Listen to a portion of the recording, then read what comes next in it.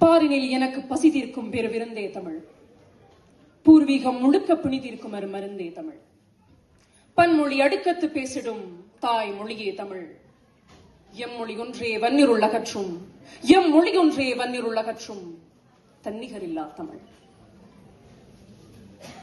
காலம் சிலவற்றை தோற்றுவிக்கும், காலம் சிலவற்றை மறைக்கவும் செய்யும்.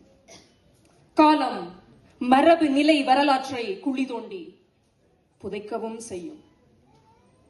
காலம் பழமையை ஏற்க வைக்கும், காலம் அறம் கொண்ட மேதகுவை போராடவும் வைக்கும். காலம் அறத்தை அழிக்கும், காலம் மரத்தை நல்லதென்று சொல்லும் சிரத்தால் சிந்தித்து எழுவோம். எம் தமிழுக்கு என் முதல் வணக்கம். வருகை தந்திருக்கும் ஆன்றோர்களுக்கும், கல்வி சான்றோர்களுக்கும், இளையோருக்கும், சின்னஞ்சிறு குழந்தைகளுக்கும் என்னுடைய பணிந்த வணக்கம். நிந்தை சிறப்பும் எந்தை சிறப்பும் முந்தை குடியிலும் மூத்தது. 300 இல்லை, 3000 இல்லவே இல்லை, 50,000, ஆம் 50,000 ஆண்டுகள் பழமையானது நம் குடிப்பழமை. அதற்கும் மேல் உண்மையில் கூறப்போனார் மரபு பழமை, பண்பு பழமை, மொழிப்பழமை, வாளோடு வேலோடு மலைகளில் தோன்றிய மூத்த குடி நம் குடி. தமிழுக்கும் தமிழ் நிலத்திற்கும் ஆதி மரபினர் நாம் தான். ஏன் இங்கிலாந்திற்கும் ஐரோப்பிய நிலத்திற்கும் ஏற்ற குடியும் கூட. ஏனெனில் நாம் வணிகர், எம் மரபு வணிகமே. வேலோடு ஆண்ட வாழ் பரம்பரை நம் வேர், நம் மரபு. ஆனால் நமக்கு வந்த வழி புரியவில்லை. சொந்த மொழியின் அருமை, அதன் பழமை, பெருமை யாவும் எமக்கு விளங்கவில்லை. வெறுமனையே ஆங்காங்கு சிதறி சிறுபான்மை அடைமொழியில் நிறைந்து நிற்கின்றோம் நாம். காரணம், போர் மரபை அறிந்து போர் நடத்திய எமக்கு மரபு புரியவில்லை. அரும் பெரும் பாட்டன் ஈழசேனனை தெரியவில்லை. அவர் மூத்த மகனார் அனுராதனையும் தெரியவில்லை. இளைய மகனார் எல்லாளன் எங்கோ கேள்விப்பட்ட பேர் போல் இருக்கிறது. அவர்களின் அரண்மனை, அவர்களின் மரபு, அவர்களின் நடுகற்கள், அவர்களது அரசியல், அளப்பெரிய ஆட்சி, ஆட்சிய அறம் நூல்களில் இல்லை, நுழைவாயில்களிலும் இல்லை. வாய்களில் அவர்கள் பெயர், பெருமை, உண்மைத்தன்மை பூரிக்கவில்லை. மரபு தெரியாமல் எப்படி மரபு திங்கள்? மரபு தொன்று தொட்ட ஓர் இனத்தின் தொடர். அது மரபு ரீதியாக நாம் கடத்த வேண்டும். அதை தலைமுறை தலைமுறையாக கதைக்க வேண்டும், கூற வேண்டும். பூநகையாள் பாட்டி பூநகிரியில் பிறந்து ஈழசேனனை மணந்து அனுராதனை எல்லாளனை பெற்று பெரும் குளங்கள் கட்டி பெரும் போகம் விளைவித்து பேரரசும் பெரும் படையும் வைத்து பொருணரும் புலவரும் பொருணரும் கொண்டு பாங்குற சபை வளர்த்து போற்றியாண்ட நாடல்லவா நம் நாடு. அரும் பெரும் தன்னாட்சியுடன் நிமிர்ந்த மரபல்லவா நம் மரபு. உயர்தனி சிறப்பல்லவா நம் மரபு. ஆனால் அதை நாம் பேசுவதில்லை, போற்றுவதும் இல்லை. பூநகையாள் என் மரபு பாட்டியின் பெயர். பூநகிரி என்று இடப்பெயராகிறாள் என் பாட்டி. அனுராதன் என் மூத்த பாட்டனின் பெயர். அனுராதபுரம் என்று இடப்பெயராகிறான் என் பாட்டன். மரபு எமக்கு புரியவில்லை. ஆக மரபை படிக்கும் உரிமமும் மரபை கையில் பிடித்து பாதுகாக்கும் உரிமையும் எமக்கு இல்லாமல் போகிறது. மரபை பேசுகிற அறிவும் எமக்கு ஊட்டுகிற சரியான நூல்களும் இல்லை. எழுதுகிறவர்கள் பிற்சந்ததிக்கு எழுத வேண்டும், தம் புகழுக்கும் பதவிக்கும் எழுதக்கூடாது. எழுதுபவர்கள் பிற்சந்ததிக்கு எழுத வேண்டும், தம் பெயருக்கும் புகழுக்கும் பதவிக்கும் எழுதக்கூடாது. திருக்குறளையும் சிலப்பதிகாரத்தையும் நாயன்மார்களின் தேவார திருவாசகங்களையும் போன்று இன்று பேணப்படக்கூடியவாறு நம் வரலாற்று மரபை பொது நோக்கோடு எழுத வேண்டும். நாம் மரபை பேசுகிற அறிவும் அதை ஊட்டுகிற பள்ளிகளும் இல்லை. உண்மையிலே கூறப்போனால் அவ்வகையிலே மரபு திங்கள் எமக்கு திண்டாட்டம் தான். இறைமையோடு இருந்த இனம் 8 திசைகளிலும் ஈச்சரம் பெற்ற நிலம். இப்போ தொண்டீச்சரத்தை காணோம். இப்போ தொண்டி ஈச்சரத்தை காணோம். எங்கே என்ற கேள்வி மரபு திட்டமிடலில் மறைக்கப்படும். கண்டியில் இப்படி ஒரு பழைய மரபு. ஈச்சரம் அப்படித்தான் மறைக்கப்பட்டது. அது கண்டி அல்ல, கண்டீச்சரம். மரபு மாற்றப்படும். ஒருவரை முடக்க ஒடுக்கவும் படும். மரபு திரிவுபடும். இடம், தலம், பெயர் கூட இதில் அடங்கும். ஏன் பண்பாடும் கூட.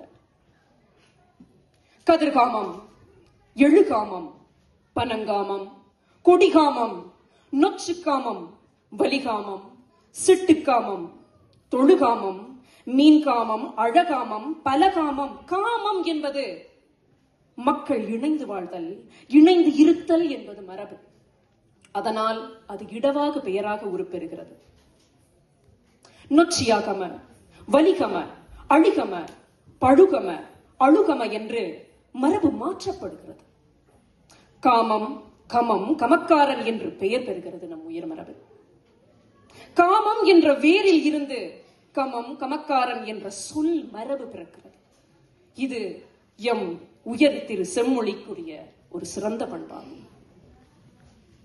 எம் முன்னோர் எமக்கு அளித்தது தேவார திருவாசகங்கள்.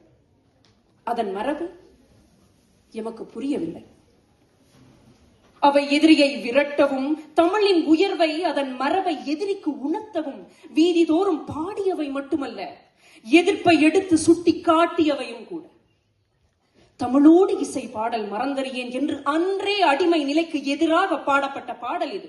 அழகிய மரபல்லவா நம் மரபு. தெரியவில்லை இது நமக்கு. இசை மரபு தனித்தமிழ் இசை செவ்விசை மரபாகவே இருந்தது. 11,000 பண்களுக்கு மேல் இருந்தது. சிலப்பதிகாரம் ஆதாரமாகவும், கருணாமித்திர சாகாரம் எனும் ஆபிரகாம் பண்டிதரின் நூல் குறிப்பும் நம்மிடம் உண்டு.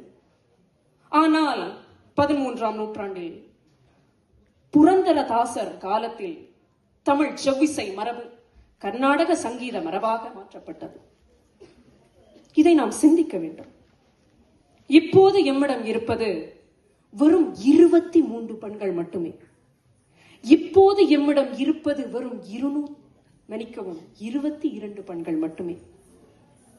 அவை எங்கிருக்கிறது என்று யாருக்காவது தெரியுமா? எமது தேவார திருவாசகங்களிலே தான் இருக்கிறது. ஆனால் அவற்றை நாம் பாடுகிறோமா என்றால் அது கேள்விக்குறிதான். மாசில் வீணையும் மாலை மதியமும் வீசு தென்றலும் வீங்கிணல் வேணிலும் மூசு வண்டரை பொய்கையும் போன்றதே என்று என் பாட்டன் சொல்கிறார். என்னை நீ சுண்ணாம்பு அறைக்குள் பூட்டி எரித்தாலும் வீணையின் ஒலி, மாலை பொழுதின் தென்றல் எப்படி சுகமாக இருக்குமோ அப்படி இருக்கு என்னுடைய ஈசனின் நிழல் என்று சவால் விட்ட நம் மரபு. நாம் அதை மறந்து விட்டோம். வெறும் தேவாரங்கள் என்று பார்க்கிறோம். தேவாரங்கள் ஆய்வுக்கு உரியவை. அடக்குமுறையையும் ஒடுக்குமுறையையும் எதிர்த்தவை, எதிர்த்து நின்றவை. இது நமக்கு புரியவில்லை. எள்ளி எழ நான் ஆழிப்போதின் வாய் ஆழி வரம் பனைத்தே காலேற்று காலோட்ட பூக்குடி. எப்படி? எள்ளி எழ நான் ஆழிப்போக்கின் வாய், போதின் வாய், ஆழிவரம் பனைத்தே காலேற்று காலோட்ட பூக்குடி. 1800களில் எம் அன்பு பாட்டன் நாவலர் பேசிய ஈழத்து தமிழ் மரபு இப்படித்தான் இருந்தது. ஆங்கிலேயருக்கு சவால் விட்ட தமிழ் மரபும் இதுவே. அதனை நாம் இழந்து கொண்டிருக்கிறோம். சம்பந்தர் ஈசனை, பாட்டன் ராவணனை பாடியதன் காரணம் என்ன? பின்னுள்ள சந்ததிக்கு இதை கடத்த வேண்டும் எனும் ஒரே நோக்கத்துடன் மட்டும்தான். பாலாவி கரையையும் திருக்கேதி சரத்தையும் பாட்டுள் பாட காரணம் என்ன? இடத்தின் மரபு தொலைந்து விடக் கூடாது எனும் நோக்கத்துடன் தான். வேர்களும் மரபும் தொலைத்தோம், வேந்தர்கள் பெயர்கள் மறந்தோம், தமிழ் அரசிழந்தோம், அறமிழந்தோம், அடியே தெரியாத நுனிகளாய் மடிவதாயம் எண்ணம் இல்லை, இல்லவே இல்லை. லட்சியத்தோடு பயணிக்கும் மரபுரிமை இனமே நமக்குரிய வரலாற்றை படைப்பார்கள். லட்சியத்தோடு பயணிக்கும் மரபுரிமை இனமே நமக்குரிய வரலாற்றை படைப்பார்கள். தணல் எங்கே இருக்கிறது? தணல் சாம்பலில் இருக்கிறது. சாம்பலுக்குள் இருந்து உயர் தீயாய் தருகிறது. தமிழ் மரபு எங்கே இருக்கிறது? நூல் தரு கல்வி நிலை அறிவில் இருக்கிறது. இராவணன் பெருந்தகை வழிவந்த நம் மரபு உறங்குதல் முறையன்று. முத்தாய்ப்பாய் எழுதி வைக்காத நிலமும் போராடாத இனமும் மரபை தெரியாத குலமும் மீண்டெழுந்ததாக சரித்திரம் இல்லை. என் நிலம் ஈழம், என் மரபு இராவண மரபு, நம் குடி தமிழ் குடி. கேட்டுக்கொள்ளுங்கள் உங்களை நீங்களே, நீங்கள் யார்? மரபை சிந்திப்போம், நம் சந்ததிக்கு வரலாற்றை படைப்போம், படைக்க சொல்லித் தருவோம். விழிப்போம், விழித்திருப்போம். I would like to say a few words in English as well. Why heritage? I assure you that I'm not here to say that this is the heritage that connects you to your ancestors, as that is your journey, not mine to guarantee. I am not here to advocate you all, to judge you and advise you, to tell you what to do and what not to do in your journey to discovering your heritage and your line of path. Because that is your journey, not mine to guarantee. But I want you to know.